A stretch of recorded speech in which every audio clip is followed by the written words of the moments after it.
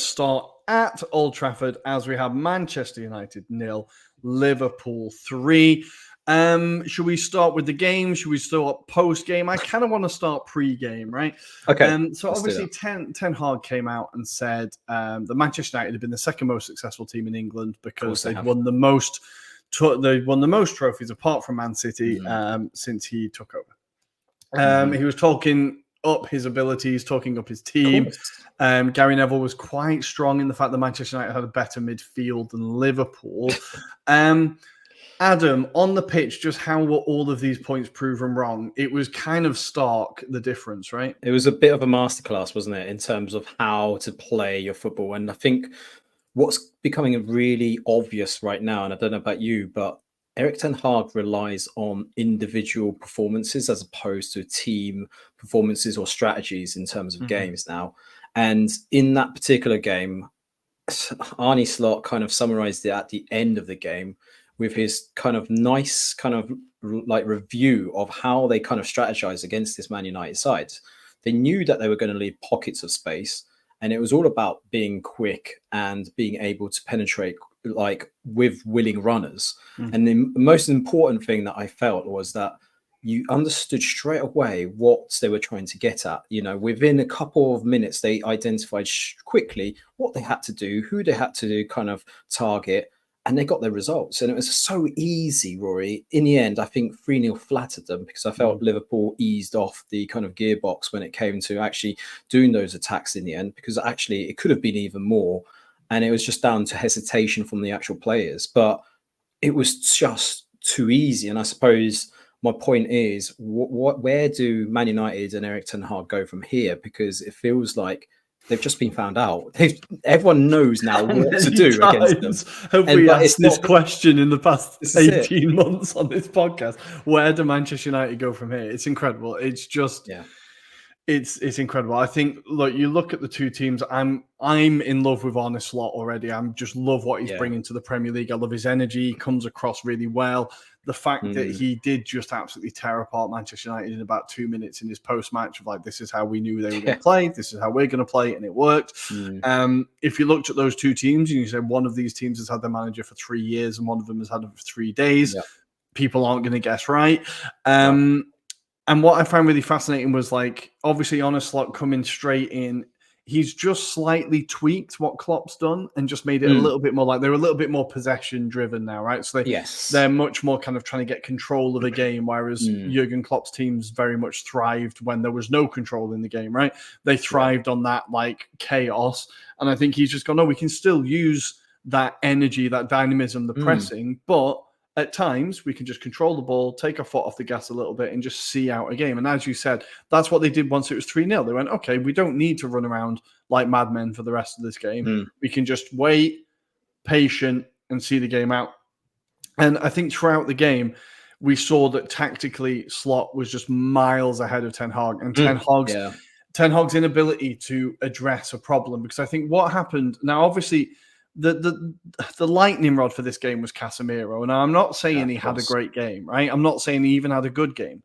But it says a lot that the third goal United conceded was almost identical to the second goal they conceded because their midfielder was pressed. There was no one to pass the ball to. There's a too big a gap between the midfield and the defense. The defense are nowhere to be seen, and they score. And I think... it's all well and good to drag a player off at halftime and throw on a player for his debut, which seems pretty harsh as well, to be fair. But if you're not going to adapt their tactical role, you might as well throw me in. Like, you could put bloody Valverde from Real Madrid or Bellingham off the bench and put them in there. But with that tactical instruction, they're going to make the exact same mistakes. He just didn't address the issue. And it sums up as well the lack of cohesion in the team, that even with the second goal, now it's a poor pass from Casemiro, right? But Mainu's not even looking at the ball. Mainu's just running off, right? Like there's no communication, no connection between any of the players. And it's just, again, sums up the lack of idea at Manchester United. I still don't know what they were trying to achieve yesterday. Like the first 12 minutes, they were all right. Maybe the first 10 minutes, they were okay. And you're like, okay, they're like, keeping Liverpool at bay. They're kind of, disciplined and structured. Yeah. Second they conceded, it all fell apart. And I just think from the bench, there's no hope for those players to even slightly improve because there's no fucking clear idea. And you're coming up against a team that within three games knows exactly what they're achieving. It was so stark. And I kind of felt bad for Casemiro because there has to be someone blamed, but he was far from like the worst player on the pitch yesterday. I think like he had a bad performance, but so did Rashford, so did Mainu. So like there was a lot of players there that like Martinez just absolutely clattering a Liverpool player like he always does for no reason because he's been absolutely outclassed again. Like I just think there were so many bad performances there. And the funny, like, how long is Ten Hag going to be in this job? Because the post-match conference as well, which we'll get onto, because bloody hell, special. It feels like this might be the defining weekend of Ten Hag. Like in 2 years' time, we'll be like, "Oh, do you remember that weekend when he just completely lost his shit and they lost to Liverpool?" Like, can this go on much longer? Because Gary Neville was still saying, "Give him time, give him time, give him time." I think they've come to a point where they realise that they can't keep on changing. However, I just don't think he's the man that you instill and trust to kind of bring that process together.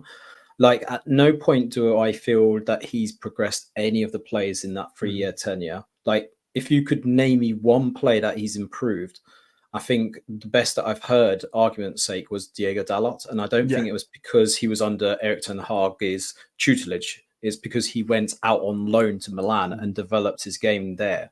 So I don't think he even has improved those. I mean, yes, he's brought in a few of the younger players, but I think that's been forced. And I think he's had no choice.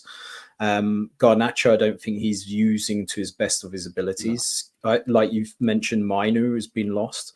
But if you're looking at Ten Hag and the whole piece, I think Radcliffe is going to give him at least until December in terms of see where they are in Europe. If they're nowhere to be seen in Europe again, then I think it's the end of the road because they can't carry on with the same person at the helm. But at the end of the day, Rory, they gave him an extended contract as well. This was the same man that brought in his players by all accounts. And I just don't get it because like we said in the previous previews of the pod, this was all about getting a strategy that works for Man United. None of those players seem to be a Man United signing. They seem to be more a Ten Hag strategy kind of signing. And unfortunately, I just don't see how it works. I don't see, even with the next manager coming in, whoever that be, regardless of how good they are ability-wise, I don't know how they can revolutionize it apart from maybe getting a style of identity, but they're still going to have to ship off those players. I think from a Man United perspective as well, when you're getting Matthias de Ligt being taken off for Harry Maguire, that must be the most excruciating thing to experience ever. Because even for me, I was like, right, they must be rubbing their hands, Liverpool, because they can sense another goal opportunity through this. And it's a total mess. It's a total like car crash. And I think we joked about it on previous week's podcast with Charles that actually, when we're saying head cases, Chelsea and Man United are pretty level. When you look at how much they've spent in terms of transfer strategy as well, they're both pretty much on par as well. So that's the mad thing about it. Like, as much as we're saying that they haven't had the caliber of players, they spent that kind of quality of money as well. That's the worrying thing, So I just don't know where you go from this, apart from you try and instill this kind of confidence that, there's going to be something in the long term. But I don't think Erik ten Hag is your man. I think there was plenty of opportunities in the summer to have brought in someone who could have revolutionized the style of play. There was links with De Zerbi, Pochettino. I know he wasn't necessarily everyone's favored person, but I think those two candidates alone would have instilled something better than Ten Hag did yesterday. It was an absolute travesty. And yeah, like you say, Liverpool haven't even spent a penny in this transfer window, yet they look completely different in terms of style of football. They look like they've got an idea of how to deal with certain scenarios. And they were just so much more direct. They were just more direct with the ball. And that's the difference between the two. Like, there's an idea behind their concept. They know what they're doing. And even when they're dragging players, that following players are going to just kind of float in to other positions and take those positions and drive with it. Ryan Gravenberch, for example, was absolutely incredible. This is what to be my next point. Is like we're going from a manager who every new signing is going to be the answer, right? And he's already pretty much thrown Ugarte under the bus and been like, well, he's not going to solve our problems, right? Yeah. Oh, cheers, boss, right? Who didn't stick around to watch the game as well, by the way. Really odd decision. Yeah, but anyway, we're going from a manager who's like, yeah, just one more signing, to a manager who his only signing is in a position that arguably they didn't need, right? It was an opportunity signing. I'm super jealous at Liverpool. They've got Chiesa. I always wanted him in an Arsenal shirt. I think when he plays, he will be very good. Yeah. But there's a manager there that for years, Liverpool have been like, we need a number 6, right? We need a number 6. Can we please just get a number 6? He hasn't, but what he's done is seen the player in his squad who most suits that role. And this is a player who Klopp, I don't think, ever really got the best out of. Gravenberch never looked massively comfortable. He never shone, really. Now, obviously, part of this will be like him getting used to the league because last year was his first season in the Premier League, right? Part of this will be like his second season, a bit more used to the league, a bit more comfortable.